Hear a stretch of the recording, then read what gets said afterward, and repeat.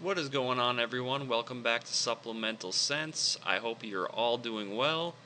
In this video, I am going to go over a little more insight on Big Pharma and a little more on what they do and how they operate.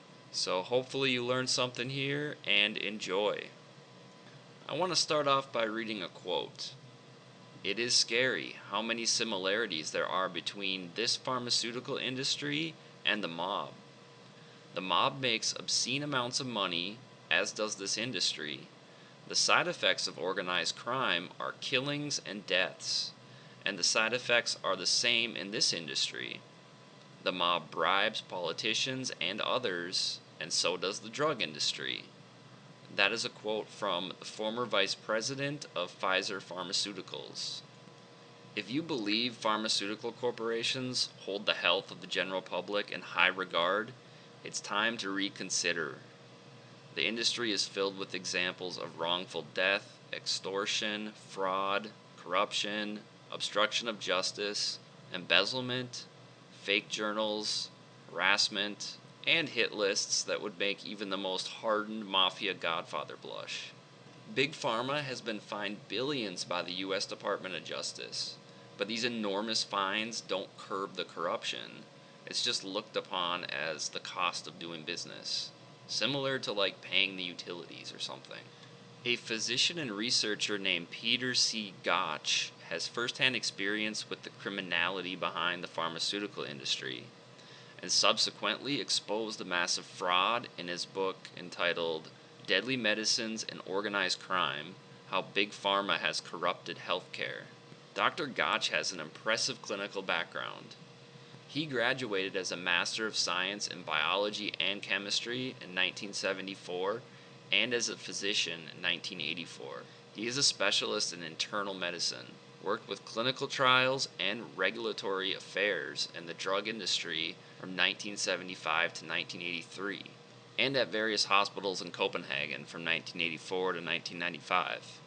With about 80 others, he helped start the Cochrane collaboration in 1993 with the founder Sir Lane Chalmers and established the Nordic Cochrane Center the same year.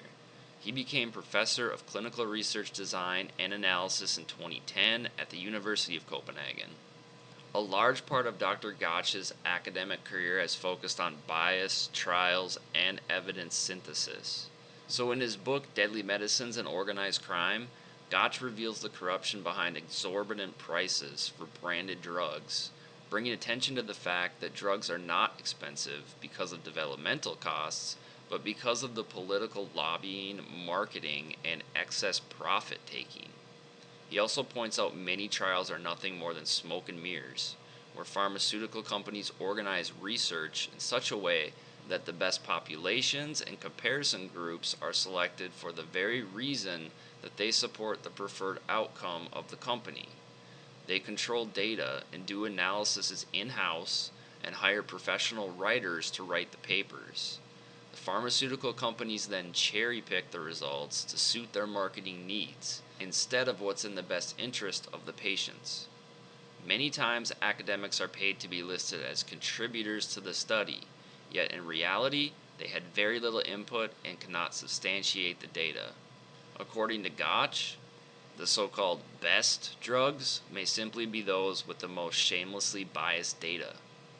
He drives home the truth that pharmaceuticals are just plain dangerous for a variety of reasons. Here's another one of his quotes. "Our prescription drugs are the third leading cause of death after heart disease and cancer in the United States and Europe. Around half of those who die have taken their drugs correctly. The other half die because of errors such as too high a dose or use of a drug despite contraindications. Our drug agencies are not particularly helpful as they rely on fake fixes, which are a long list of warnings, precautions, and contraindications for each drug, although they know that no doctor can possibly master all of these. Major reasons for the many drug deaths are impotent drug regulation, widespread crime that includes corruption of the scientific evidence about drugs, and bribery of doctors. and lies in drug marketing, which is as harmful as tobacco marketing and therefore should be banned. We should take far fewer drugs, and patients should carefully study the package inserts of the drugs their doctors prescribe for them and independent information sources about drugs, such as Cochrane Reviews, which will make it easier for them to say no thanks. End quote. Now, before you shrug off Gøtzsche's argument as simply one man's view on a complex issue, consider pharmaceutical giant Merck's tainted history. During testimony in an Australian class action case, emails between Merck employees presented labels such as neutralize, neutralized, or discredit next to the doctors' names who criticized the drug Vioxx. One email said, quote, "We may need to seek them out and destroy them where they live," end quote. The court was told James Fries, professor of medicine at Stanford University, wrote to the head of Merck in October 2000 complaining about the harassment certain members of his team were receiving who had criticized the drug. Quote, "Even worse were allegations of Merck damage control by intimidation." He wrote, "This has happened to at least 8 clinical investigators. I suppose I was mildly threatened myself, but I never have spoken or written on the issues," end quote. Jump to 2001, and the company was still engaging in unethical tactics.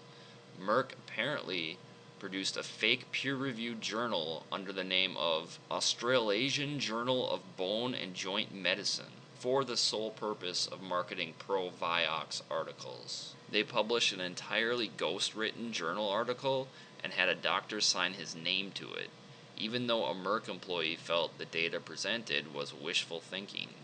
With this three-ring circus of corruption projected to become worse in the future, the American Medical Association has, right on cue, brought forward new guidelines which will essentially place a gag order on any physicians who do not toe the party line, including those who speak out against pharmaceuticals. Another quote, "There is a great deal of dissent among medical professionals when it comes to natural health, and many refuse to entertain the idea that healing involves more than pharmaceutical chemicals.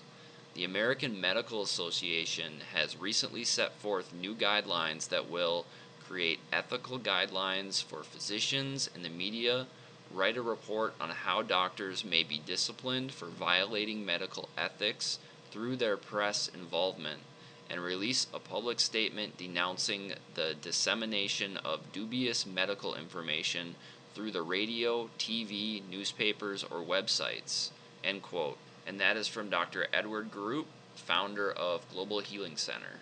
Incredibly, the American Medical Association represents only about 17% of medical doctors, many of which are medical students who were given a free membership. And yet the organization is the 5th most powerful special interest group on Capitol Hill, paying out a staggering $19.7 million for lobbying efforts in just 2014 alone. Now, I know a lot of people out there understand that the pharmaceutical industry is corrupt and that there are a lot of shady things that go on behind closed doors, but nobody is really doing anything to make a difference here. Like, everybody just kind of sits back and lets it happen. Obviously, they're super powerful. You know, they have lots of money, resources, and people do speak out against it. But until the population as a whole can really make a strong action against these big companies and this industry, I mean, we're going to be stuck in this same old broken medical system that we've been in for all these years. So I just wanted to make this video as another way to kind of get the awareness out there, maybe inject some motivation into those that really believe in holistic natural health, so that we can rise up and stand against these criminals. If you like this video, please hit the like button, hit the subscribe button, get this video out to your friends and family, just spread the word on what these pharmaceutical industries are really up to and how they operate. So thank you for watching.